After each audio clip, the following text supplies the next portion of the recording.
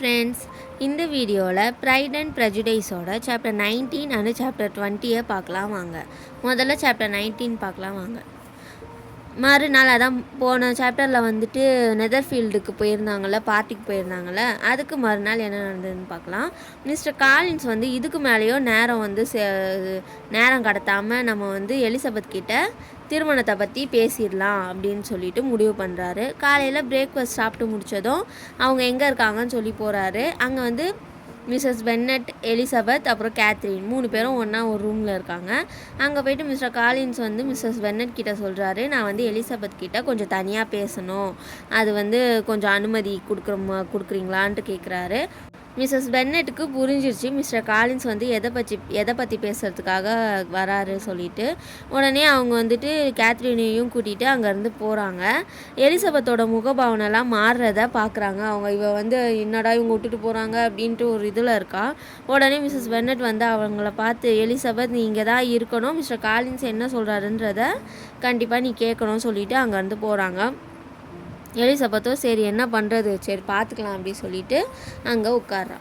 Mister Collins பேச ஆரம்பிக்கிறாரு. Elizabeth, உன்னோட இந்த அடக்கம் வந்து உன்னோட நற்குணங்களுக்கு வந்து அழகு சேர்க்குது. இன்னும் உன்னோட தயக்கம், உனக்கு இப்படி ஒரு தயக்கம் இல்லைன்னா என்னோடய பார்வைக்கு வந்து நீ இவ்வளோ எனக்கு பிடிச்சவராக கூட இருந்திருக்க மாட்டேன் அப்படின்ற மாதிரி அவளோட அடக்கம் தயக்கம்னு அதை பற்றி பேசுகிறாரு. அதுக்கப்புறம் சொல்கிறாரு, ஆனால் வந்து கொஞ்சம் வந்து நீ வந்து இதுவாக நான் வந்து உங்கள் அம்மா கிட்ட கேட்டுட்டு தானே உங்ககிட்ட பேசுகிறேன், நீ கொஞ்சம் நார்மலாக இரு அப்படின்ட்டு சொல்கிறாரு. நான் இந்த வீட்டுக்கு வந்தபோதே நான் வந்துட்டு உன்னை தான் என்னோடய வாழ்க்கை துணையாக நான் தேர்ந்தெடுத்துட்டேன் அப்படின்ட்டு சொல்கிறாரு. என்னோடய உணர்வுகளை சொல்கிறதுக்கு முன்னாடி நான் வந்து திருமணம் செய்கிறதோட அதுக்கான காரணங்களை நான் சொல்லிடுறேன் அப்படின்ட்டு சொல்கிறாரு. நான் வந்து மதகுருவாக இருக்கிறேன், நான் வந்து திருமணம் செஞ்சுக்கிறது வந்து அங்கே என்னை சுற்றி உள்ள மக்கள்களுக்கு வந்து அது ஒரு முன்மாதிரியான ஒரு விஷயம், அதனால் அதை நான் பண்ணிக்கணும். ரெண்டாவது நான் வந்து என்னோடய சொந்த மகிழ்ச்சிக்காகவும் கல்யாணம் பண்ணிக்கணும்னு நினைக்கிறேன்.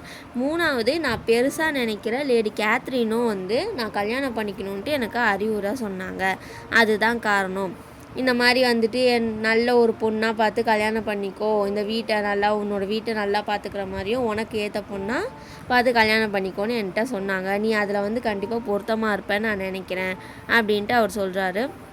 நான் வந்து அங்கேயே கூட ஒரு பொண்ணை நான் பார்த்துருப்பேன், ஆனால் என்னென்னா நம்ம குடும்பத்தில் வந்து சில பிரச்சனைகள் சில இதெல்லாம் இருக்கிறனால இது மூலியமாக வந்து அதுவும் சரியாகுன்ற ஒரு நம்பிக்கையில் தான் நான் வந்து இங்கே லாங்போனுக்கு வந்தேன். இங்கே வந்து உங்கள் 5 பேரில் யாருன்னா ஒருத்தரை கல்யாணம் பண்ணிக்கலான்ற ஒரு இதில் தான் வந்தேன். இப்போ உன்னை கல்யாணம் பண்ணிக்கணும்னு நான் நினைக்கிறேன், நீ என்னை கல்யாணம் பண்ணிக்கிறியா அப்படின்னு சொல்லி கேட்குறாரு. அதுக்கப்புறமா கல்யாணம் பண்ணிக்கிறியான்னு கூட கேட்கல, அது அவ்வளோதான், அது ஒரு முடிவு, கல்யாணம் பண்ணிக்கிறோம் நடக்கிற மாதிரி தான் அவர் பேசுகிறாரு. உனக்கு என்ன ஒரு சொத்து பத்து அதுவும் இல்லை, இப்போ எப்படியும் அவங்க அப்பாவுக்கு அப்புறம் அவரோட சொத்தெல்லாம் இவருக்கு போகுது. அவங்க அம்மாவுக்கு வந்து ஏதோ கொஞ்சம் தானே இருக்குது, அவங்க அம்மாவுக்கும் கொஞ்சம் சொத்து இருக்குது, அதை வந்து கொஞ்சம் தான் இருக்குது, அது 5 பேருக்கு பிரிக்கும் போது ரொம்ப கம்மியாக தானே இருக்கும். அதை சொல்கிறாரு, உனக்கு அவ்வளோ இல்லைன்னாலும் பரவாயில்ல, நம்ம கல்யாணத்துக்கு அப்புறம் அதை பற்றிலாம் நான் எதுவும் பேச மாட்டேன் அப்படிலாம் சொல்கிறாரு. இதுக்கு மேலேயும் சும்மா இருந்தால் சரிப்பட்டு வராதுன்னு எலிசபெத்து பேசுகிறான். நீங்கள் ரொம்ப அவசரப்படுறீங்க மிஸ்டர் காலின்ஸ், நான் வந்து இன்னும் என்னோடய பதிலை சொல்லவே இல்லை, நானும் வந்து நேரம் வீணடிக்காமல் சொல்லிடுறேன், எனக்கு இதில் சம்மதம் இல்லை அப்படின்ட்டு அவர் சொல்கிறா. அதுக்கு அவர் சொல்கிறாரு, நான் தெரிஞ்சுக்கிட்டேன், இது வந்து பொண்ணுங்க வழக்கமாக செய்கிற விஷயம் தானே, ப்ரப்போசல் வந்தால் நோ சொல்கிறது, ஒரு 2-3 தடவை சொல்ல வைக்கிறது, வேணாம் சொல்லிவிட்டு கடைசியில் சரின்னு சொல்லிடுவாங்க, அதுதானே, பரவாயில்ல நான் பார்த்துக்கிறேன் அப்படின்ட்டு அவர் சொல்கிறாரு. இது வந்து எலிசபெத்துக்கு கொஞ்சம் கோவம் வர வைக்குது. நான் வந்து அந்த மாதிரி பொண்ணில் ஒருத்திலாம் கிடையாது, என்னோடய முடிவில் நான் உறுதியாக தான் நான் இருக்கேன், உங்களால் வந்து என்னை சந்தோஷமாக வச்சுக்க முடியாது, என்னாலேயும் உங்களை சந்தோஷமாக வச்சுக்க முடியாது, இது சரிப்பட்டு வராது. அதே மாதிரி வந்து லேடி கேத்ரினுக்கு என்னை தெரிஞ்சிருந்தால் நான் வந்து உங்களை கல்யாணம் பண்ணிக்கிறதுக்கு நான் தகுதியானவை இல்லைன்னு அவங்களே நினைப்பாங்க அப்படின்ட்டு எலிசபெத் சொல்கிறான். அதுக்கு அவர் சொல்கிறாரு, எனக்கு அப்படியெல்லாம் தோணலை அப்படின்ட்டு சொல்கிறாரு. ஆனால் வந்து அவர் வந்து இதில் தான் இருக்கார், இவரை பிடிச்சிருக்கு அப்படின்ட்டு அவர் நினைக்கிறாரு. அதான் வேணாம் சொல்கிறது, இன்னொரு வாட்டி வேணாம் சொல்கிறது, அந்த மாதிரி லாஸ்ட்டில் வந்து ஒத்துக்குவா, இது வந்து சும்மா பண்ணுறான்ற மாதிரி அவர் நினைக்கிறாரு. எனக்கு இதில் சம்மதம் இல்லை, இதுதான் என்னோட கடைசி முடிவு, இது என்றைக்குமே மாறாது சொல்லிவிட்டு எலிசபெத் அங்கேருந்து கதவை திறந்து வெளியே போகிறா. இதோட சாப்டர் 19 முடியுது. அடுத்து சாப்டர் 20க்குள்ளே போகலாம் வாங்க. எலிசபெத் அப்படி கதவை திறந்து வெளியே போகிறாள். வெளியே போகும்போது கரெக்டாக அவங்க அம்மா வந்து அங்கேயே தான் கொஞ்சம் பக்கத்தில் நின்றுட்டுருக்காங்க என்ன ஏதுன்னு பார்க்குறதுக்கு. இவ கதவை திறந்ததும் அவங்க விறுவிறுன்னு உள்ளே வராங்க வாழ்த்து சொல்கிறதுக்கு. அவங்களுக்கு என்ன எல்லாம் பேசி எல்லாம் செட்டில் ஆகிருக்குன்ற மாதிரி அவங்க நினைக்கிறாங்க. உள்ளே வந்து மிஸ்டர் காலின்ஸ்க்கு வந்து வாழ்த்து சொல்கிறாங்க. இவ வந்து எலிசபெத் வந்து விறுவிறுன்னு வெளியே போய் அவங்க ரூமுக்கு போயிடுறா. மிஸ்ஸஸ் பென்னட் வந்து வாழ்த்து சொல்லவும் மிஸ்டர் காலின்ஸ் வந்து நடந்ததை எல்லாத்தையும் சொல்கிறாரு. இந்த மாதிரி அவள் வந்து நோ சொல்லிட்டா, ஆனால் வந்து இது எல்லா பொண்ணுங்களும் பண்ணுறது தானே அந்த மாதிரி சொல்கிறாரு. திருப்பி இன்னொரு வாட்டி சொல்லுவேன் அந்த மாதிரிலாம் சொல்கிறாரு. ஆனால் வந்து மிஸ்ஸஸ் பென்னட்டுக்கு தெரியும்ல அவளை பற்றி, அவள் வந்து எப்படிப்பட்டவ அப்படி சொல்லிட்டு அவங்களுக்கு வந்து இது ஷாக் ஆகுது. அதுக்கப்புறம் சொல்கிறாங்க, மிஸ்டர் காலின்ஸ் நீங்கள் வந்து கொஞ்சம் நம்பிக்கையாக இருங்க. லிஸி எப்பயுமே இப்படி தான், நான் அவளை வழிக்கு கொண்டு வரேன். எப்பயும் வந்து பிடிவாதமும் முட்டாள்தனமும் கொண்ட பெண்ணாக இருக்கிறா அவகிட்ட நான் இதை பேசுகிறேன். அவளுக்கு எது நல்லதுன்னு அவளுக்கே தெரியல, நான் புரிய வைக்கிறேன் அப்படின்ட்டு மிஸ்ஸஸ் பென்னட் சொல்கிறாங்க.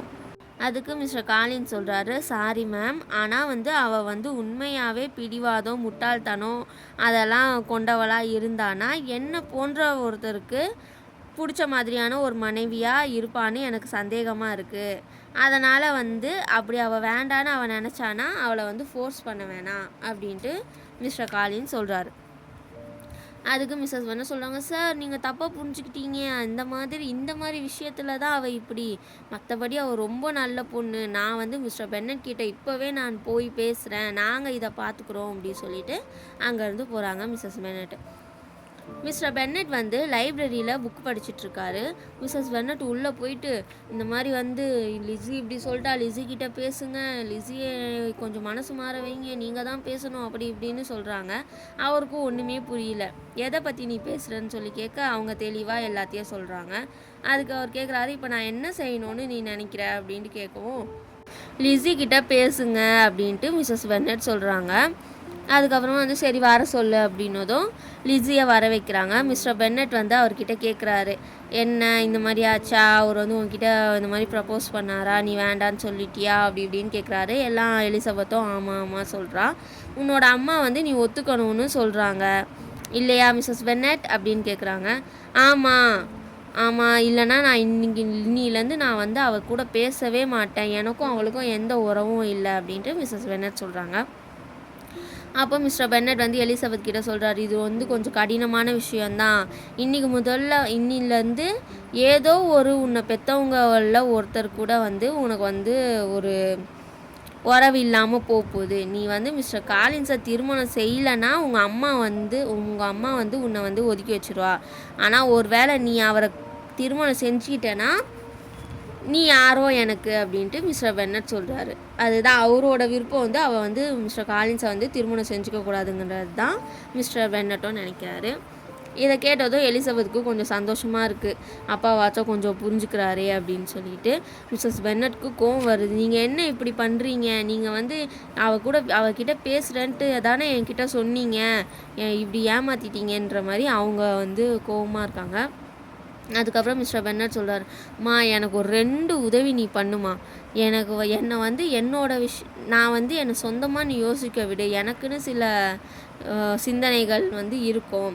2வது என்னோடய லைப்ரரியை கொஞ்சம் எனக்குன்னு கொஞ்சம் விடுங்க, என்னோடய டைம் வந்து நான் இங்கே வந்து செலவழிக்கணும் சொல்லிவிட்டு அதான் அங்கேருந்து போகும்படி அவர் சொல்லாமல் சொல்கிறாரு. ஆனால் மிஸ்ஸஸ் பென்னட் வந்து அவங்களுக்காக முடியல. எலிசபெத் கிட்ட அவங்களே ஸ்ட்ரெயிட்டாகவும் எவ்வளவோ பேசி பார்க்குறாங்க. ஆனால் எலிசபெத் வந்து அதில் உறுதியாக இருக்கா, வேண்டானா வேண்டாம் அப்படின்ட்டு அவள் இருக்கா. அதுக்கப்புறம் வந்து சார்லோட் வரா, அதான் எலிசபெத் ஃப்ரெண்டு இருக்காங்கள்ல, அவள் வரா. அவள் வந்ததும் லிடியா முதல்ல ஓடி வந்து ஐயோ இங்கே என்னெல்லாம் நடந்தது தெரியுமா அப்படி சொல்கிறா. அங்கேருந்து அவள் கூட்டிகிட்டு வரவும் அடுத்தது கேத்ரின் வந்து அதையே பற்றி அவளும் சொல்கிறா. அதுக்கப்புறம் அவங்க கூட்டிகிட்டு 3 பேருமா வராங்க. இங்கே வந்து ஒரு ரூமில் வந்து மிஸ்ஸஸ் பென்னட் உட்காந்து ரொம்ப சோகமாக கவலையாக உட்காந்துட்ருக்காங்க. இவளை பார்த்ததும் வா சார்லோட் வா, என்ன நடந்துச்சு தெரியுமா அப்படின்னு சொல்லிட்டு அவங்க ஒரு பக்கம் புலம்ப ஆரம்பிக்கிறாங்க. அதுக்கப்புறம் அங்கே ஜேனும் எலிசபெத்தும் வராங்க. அப்போ மிஸ்ஸஸ் பென்னட் சொல்கிறாங்க, தோ வந்துட்டா பாரு, கொஞ்சம் கூட கவலையே இல்லாமல் இருக்கா, அவளுக்கு எங்களை பற்றி எந்த கவலையுமே இல்லை அப்படின்னு சொல்லிட்டு. ஆனால் லிஸி இப்படி நீ வர எல்லா ப்ரப்போசலையும் நிராகரிச்சிட்டு இருந்தனா லாஸ்ட்டில் உனக்கு திருமணமே ஆகாது, உங்கள் அப்பாவுக்கு அப்புறம் உன்னை பார்த்துக்க யாருமே இருக்க மாட்டாங்க, நீ அனாதையாக தான் இருப்ப அப்படின்ட்டு அவங்க சொல்கிறாங்க. அவங்க பேசிகிட்டே இருக்கும்போது அங்கே மிஸ்டர் காலின்ஸ் வராரு. வந்ததும் மிஸ்ஸஸ் பென்னட் சொல்கிறாங்க, எல்லாரும் இப்போ அமைதியாக இருக்கணும், நானும் மிஸ்டர் காலின்ஸும் பேசணும் அப்படின்ட்டு அவங்க சொல்கிறாங்க. அப்போ வந்து எலிசபெத் வந்து முதல்ல அங்கேருந்து போயிடுறா. அவள் பின்னாடியே ஜேனும் கேத்ரினும் போயிடுறாங்க. அப்புறம் ஆனால் வந்து லிடியா வந்து அவள் என்னென்ன பேசுகிறாங்கன்னு கேட்கணுன்றதுக்காக அவள் அங்கேயே நிற்கிறா. மிஸ்டர் காலின்ஸ் வந்து அங்கே வந்ததுமே சார்லோட் கூட பேசிட்டு என்ன ஏது வீட்டில் எல்லோரும் எப்படி இருக்காங்க அதெல்லாம் கேட்டனால அவளாலையும் அங்கே வந்து டக்குன்னு போக முடியல. மிஸ்ஸஸ் பென்னட் வந்து பேச ஆரம்பிக்கிறாங்க. மிஸ்டர் காலின்ஸ் அப்படி சொல்லி ஆரம்பிக்கிறாங்க. அப்போ வந்துட்டு அவர் சொல்கிறார், மேம் இதை பற்றி வந்து நாம் இனிமேல் பேசவே வேணாம். உங்கள் மகள் செய்ததை நினச்சி நான் வருத்தப்படுவேன்னு நீங்கள் நினைக்காதீங்க. மிஸ்டர் பென்னட்டு மற்றும் உங்கள் கிட்ட வந்து நான் முன்பே வந்து இந்த மாதிரி எனக்கு ஒரு எண்ணம் இருக்குது, நான் எலிசபெத்தை கல்யாணம் பண்ணிக்கணும்னு நினைக்கிறேன், இதை பற்றி உங்ககிட்ட முதல்ல நான் பேசியிருக்கணும். அதை பேசாமல் நான் எலிசபெத் கிட்டே போய் ஸ்ட்ரெயிட்டாக பேசுனதுக்கு நீங்கள் வந்து என்ன தவறாக எண்ண மாட்டீங்கன்னு நான் நம்புகிறேன்.